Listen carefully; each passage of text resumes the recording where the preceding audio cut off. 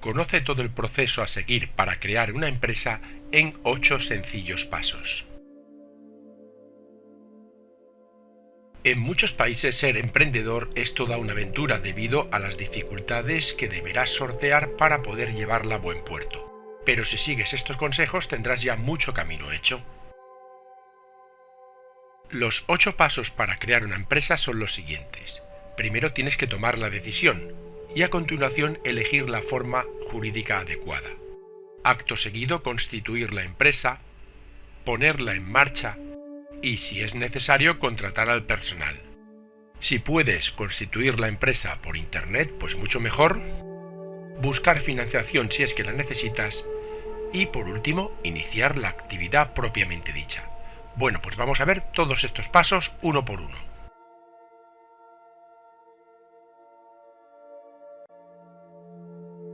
Y empezamos con la decisión más difícil. ¿Emprender o no emprender un negocio? Si eres un valiente y decides montar una empresa, lo primero que debes hacer es plasmar tu idea en un proyecto que debe tener en cuenta los siguientes aspectos: el análisis del mercado, la problemática administrativa y, por último, la financiación. Antes de abordar un proyecto, debes realizar un análisis del mercado con objetividad y realismo, tratando de responder, entre otras, a las siguientes preguntas. ¿Se encuentra el proyecto dentro de un mercado en crecimiento? ¿Pertenece a un sector innovador? ¿Y existe mucha competencia en el mercado al que me voy a enfrentar? Otro elemento a tener en cuenta consiste en identificar aspectos administrativos como, por ejemplo, los contratos de trabajo, convenios, seguridad social, los permisos, impuestos y licencias municipales necesarias, así como los posibles seguros. Y por último, la financiación, que generalmente es el primer obstáculo para comenzar un proyecto empresarial y por lo tanto constituye un punto vital. Aquí debes responder a 3 preguntas. ¿Dispongo de recursos propios suficientes? ¿Debo acudir a otras fuentes de financiación como créditos o préstamos? ¿Y existen medidas de apoyo de las administraciones públicas a las que se pueda acoger mi proyecto? Una vez has plasmado esta idea, dispones de 3 herramientas que te pueden ayudar mucho a tomar con mayor objetividad la decisión, y son realizar un análisis DAFO, hacer un autodiagnóstico de actitudes emprendedoras y crear un plan de empresa. El análisis DAFO es un acrónimo de las iniciales de debilidades, amenazas, fortalezas y oportunidades. Te permite analizar la realidad de tu empresa, marca o producto para poder tomar decisiones de futuro y te ayuda a establecer las estrategias para que tu proyecto sea viable. Por su parte, el autodiagnóstico de actitudes emprendedoras es un instrumento que diagnostica las características de los emprendedores, tales como la motivación, iniciativa y energía personal, el perfil psicológico, la capacidad de relación, la capacidad de análisis, la innovación y creatividad, así como la propensión al riesgo. Mientras que un buen plan de empresa permite la descripción del negocio y objetivos, como la descripción técnica, la localización geográfica, la estructura económico-financiera, el organigrama de los recursos humanos y la estructura legal.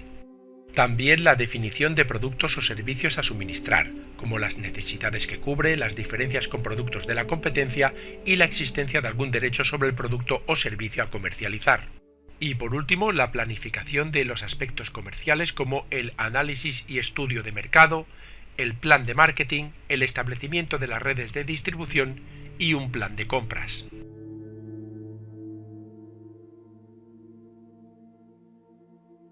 La segunda decisión consiste en elegir la forma jurídica más adecuada. Y esta dependerá de 3 factores fundamentales: la responsabilidad que quieras tener, el número de socios con el que se constituye la empresa y el capital social inicial del que dispones o quieres disponer. La responsabilidad puede ser limitada o ilimitada. El número de socios puede ser 1, 2 y 3 o más. Y el capital social inicial es un baremo que va desde sin mínimo legal hasta una cantidad que incluso puede superar los 120.000 euros. En esta tabla puedes ver los diferentes tipos de formas jurídicas existentes, aunque los más comunes son los 4 que te voy a comentar.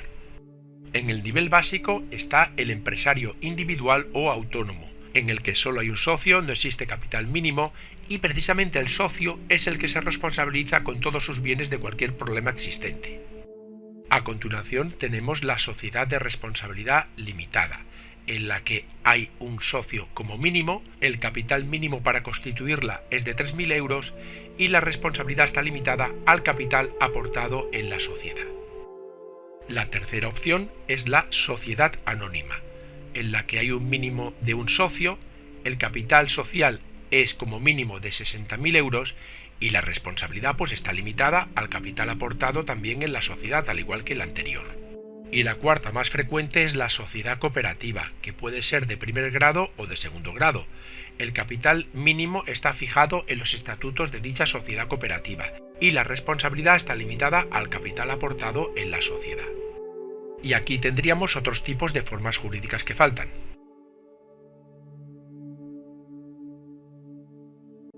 El tercer punto es el proceso de constitución, y voy a explicarte las 4 más comunes que he comentado anteriormente.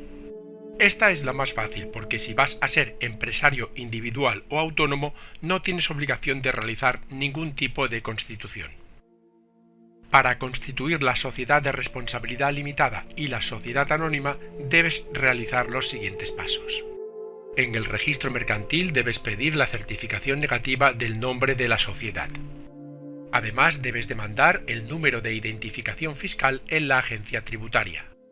Ante un notario debes inscribir las escrituras públicas, abonar el impuesto sobre transmisiones patrimoniales y actos jurídicos documentados, el IAJD, en la Consejería de Hacienda de la comunidad autónoma respectiva, y por último, inscribir la escritura pública de constitución en el registro mercantil provincial.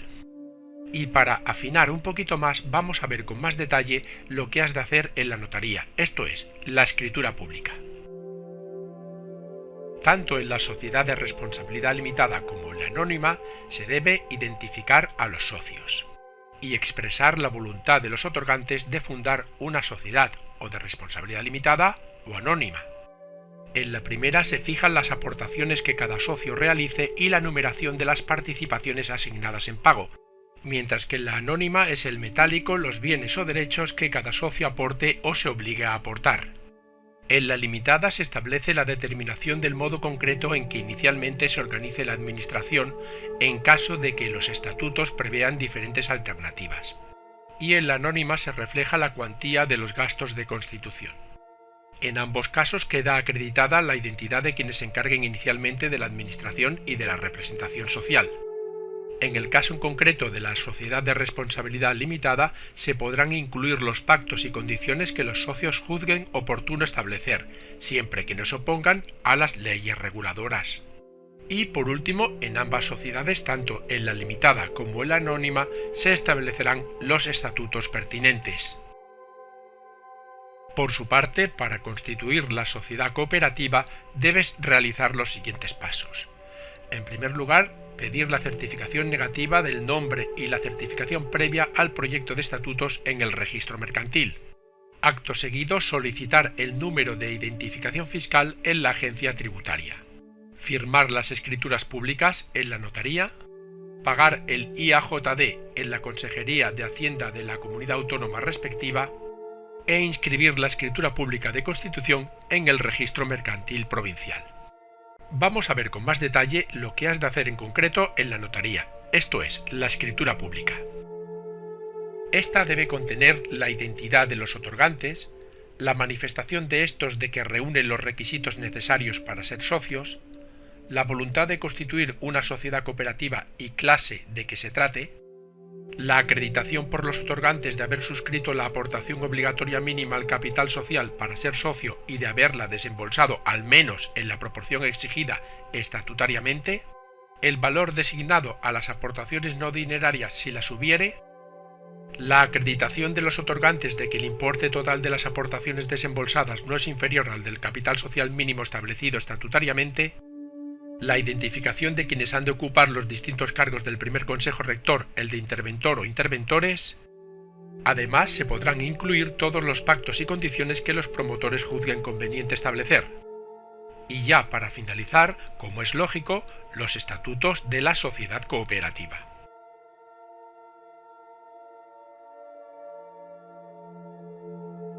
El cuarto paso es la puesta en marcha de la empresa y para ello hay que realizar 5 trámites. Estos los hemos agrupado en generales, según la actividad, en caso de contratar trabajadores, complementarios y de carácter específico. Vamos a verlos uno por uno. Empezamos con los generales, pero antes diremos que en todos ellos hay 3 columnas. En la primera se especifica el trámite, en la segunda qué es lo que hay que hacer exactamente y la tercera el organismo que lo tramita. Pues en los generales sería el alta en el censo de empresarios profesionales y retenedores y el impuesto sobre actividades económicas que se realiza en la agencia tributaria.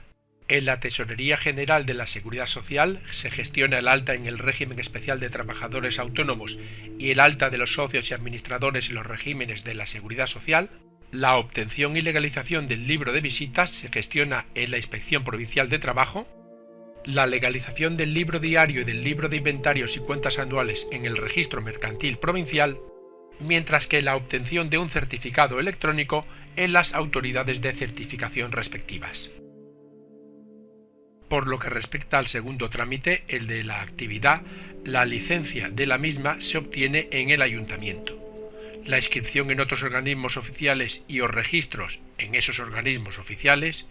Y por último, por lo que respecta al registro de ficheros de carácter personal en la Agencia Española de Protección de Datos. El tercer trámite consta de los siguientes elementos: la inscripción de la empresa, la afiliación de los trabajadores y el alta de estos en el régimen de la Seguridad Social se ha de hacer en la Tesorería General de la Seguridad Social. El alta de los contratos de trabajo en el Servicio Público de Empleo Estatal. La comunicación de apertura del centro de trabajo en la Consejería de Trabajo de la comunidad autónoma respectiva. Y por último, el calendario laboral se obtiene en la Inspección Provincial de Trabajo. Por lo que respecta a otros trámites complementarios estaría el registro de signos distintivos que se obtiene en la Oficina Española de Patentes y Marcas. Y ya para finalizar hablaremos de unos trámites específicos que se han de realizar dependiendo del tipo de negocio en concreto que se quiera montar. En la columna de la izquierda tenemos el tipo de negocio, en la segunda la descripción, esto es lo que se necesita hacer, y en la tercera el lugar donde se ha de gestionar el trámite en concreto.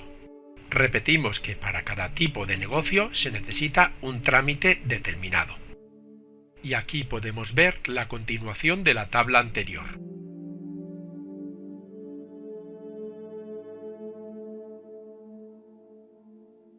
El quinto paso es si decides hacerlo todo por Internet. Esto te facilitará la tarea ahorrándote tiempo y dinero. Si quieres constituir tu empresa mediante un sistema online, lo harás más rápido que en modo presencial y te ahorrarás más desplazamientos. La tramitación telemática implica a los diferentes organismos competentes en la creación de una empresa, permitiendo la comunicación entre ellos y acelerando la creación de la misma.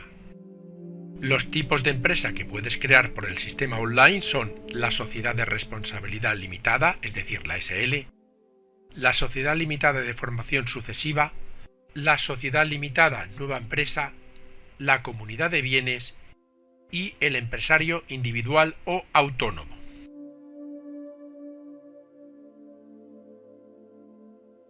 El sexto paso debes realizarlo si piensas contratar a alguien, pero debido a la complejidad de este proceso, tan solo te vamos a dar unos pequeños esbozos. A grandes rasgos, hay 4 tipos de contrato con multitud de cláusulas específicas para cada uno de ellos, especialmente los 2 primeros. Los 4 tipos de contrato son indefinido, temporal, para la formación y el aprendizaje y en prácticas. Y recuerda que puedes tener ayuda por contratar a personal.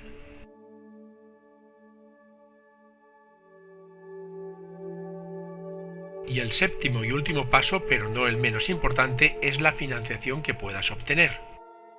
Infórmate de posibles ayudas que haya en tu comunidad a emprendedores y pymes por crear una empresa. Y para finalizar, unos breves consejos en el proceso previo a la creación de la empresa. La viabilidad del proyecto está determinada por el análisis del producto o servicio, la oferta, la demanda, la competencia, los costes y beneficios, las necesidades financieras y el público objetivo al que te dirijas. Por tanto, que tu idea sea viable. Y también lo ha de ser a nivel técnico. Esto significa que debes ponerte siempre en la peor situación posible para ver si serías capaz de salir adelante. Y por último están los socios, que debes hacerte dos preguntas. La primera es si es conveniente desarrollar tu idea sola o con socios, y la segunda es qué te aportan los socios si los tienes. Y esto ha sido todo. Muchas gracias por escucharme y espero que te haya servido de ayuda. Para más información entra en youcan.com.